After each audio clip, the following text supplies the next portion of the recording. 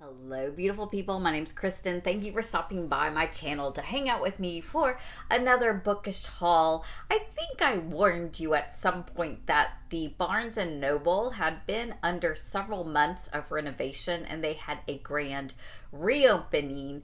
And so I have to go support. I mean, even though I know it's a big chain, I've gotten to the point where any brick and mortar bookstore I want to give some love to, and this one is right by my work, so I figure I have to. And I'm gonna start out with the swaggy bookmarks because I just kept picking them up. So first off, look at this beautiful one. Let me take it out of the. This one was a little pricey, but it's the paper rifle and it has all the beautiful bookish titles, and it's like a faux leather. So really, it's gonna hold up. I got this guy at the register. You know, you're waiting in a long line. You got to get some book swag. So it's got a lovely bead, and then it's got the beautiful birch trees. And when I lived in Alaska, we had a bunch of birch trees in our front yard. And they're not the easiest trees to deal with when you have 30 birch trees in a small front yard and you've got to be the person who mows.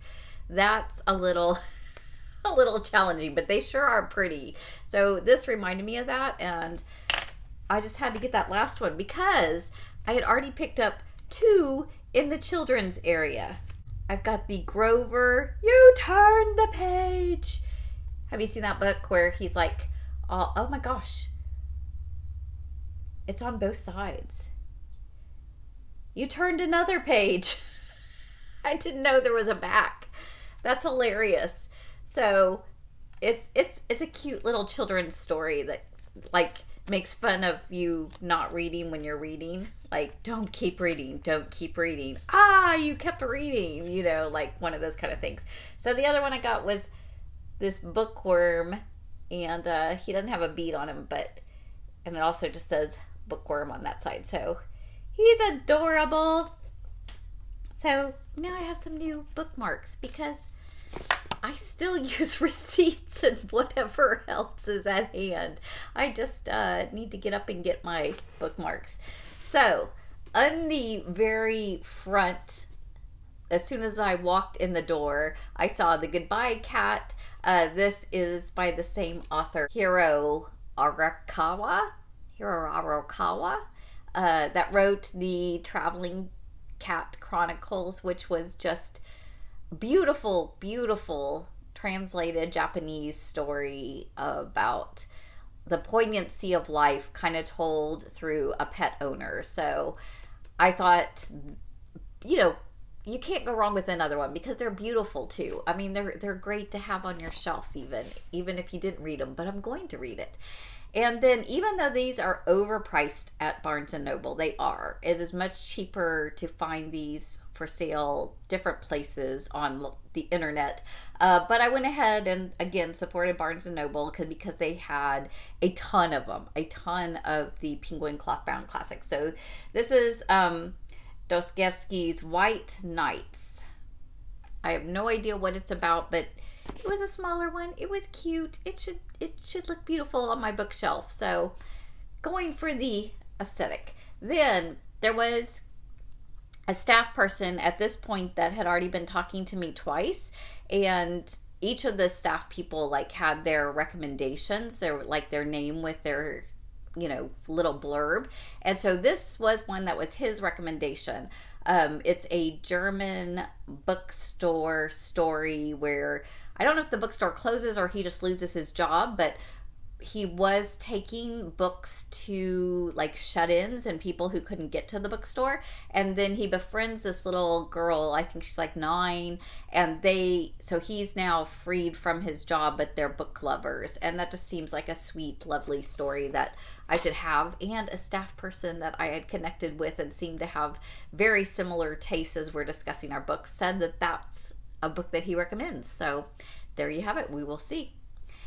I picked up under the classics. They had a section for classics, so I got another Ray Bradbury that I had not read, The October Country.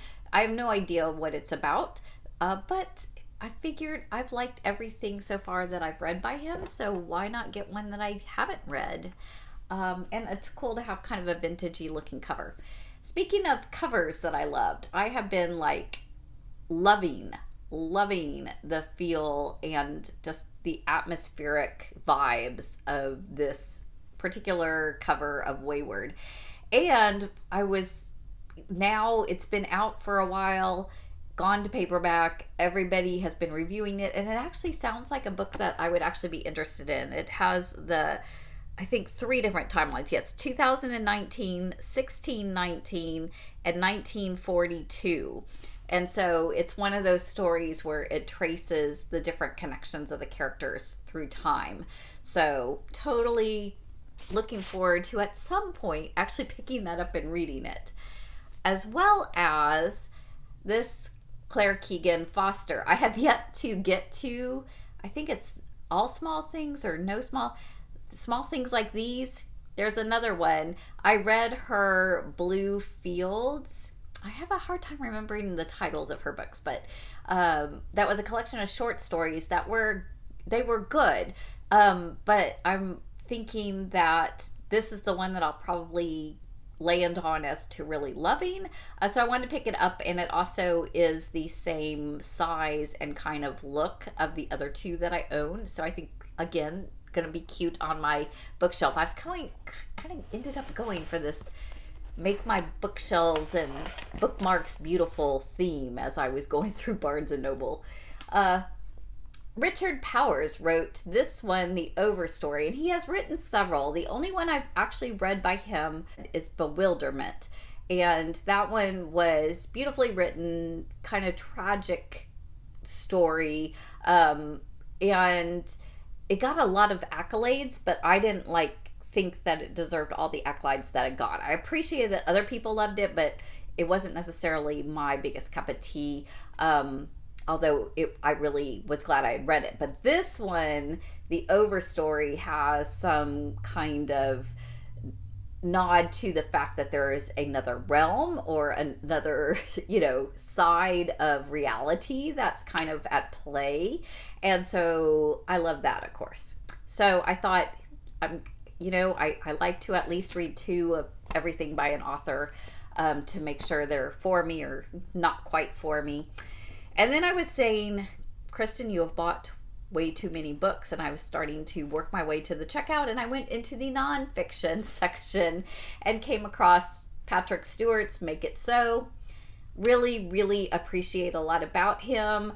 My favorite Star Trek captain, my favorite as far as there's celebrities that visit Sesame Street and work with Muppets, and he's awesome because he's this high Shakespearean actor. He's done all of this great theatrical, very dramatical work, and then he's willing to get with Muppets and kids and entertain and educate as well. So I think I'm going to get on with this book, but I really don't know anything about his life. He may be really a mean person in reality and just a great actor.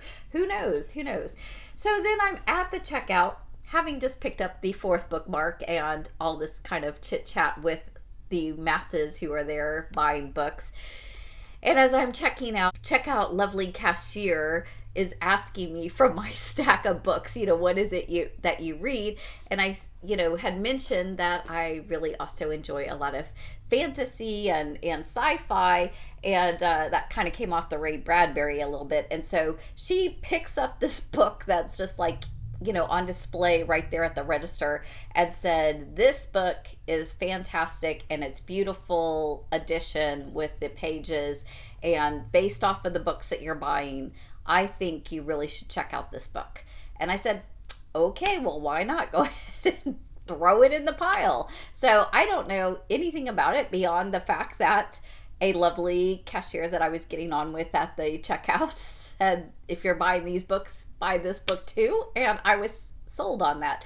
And if nothing else, I don't know that I have any books with this lovely end pages that are quite so lovely. So I will get to that at some point. So I was at 170 books, and now I've got 9 more in my life. So I am, of course, able to, check off all the ones that I'll be reading in February, which is a fairly significant amount. I feel confident that it's going to be at least 9.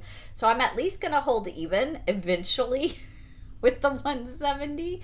But I'm not feeling bad about it. I'm not feeling bad about my pick. Let me know which one you're the most excited for me to get to, if you've read it or not, or if it's just one that you're interested in reading. And, let me know how you feel about supporting bookstores, whether it has to be like a mom and pop private one, or is it okay, you feel good about supporting the larger bookstores because they're struggling too now. I mean, it's a reality with all just online shopping and digitized and all the different formats that are out there now.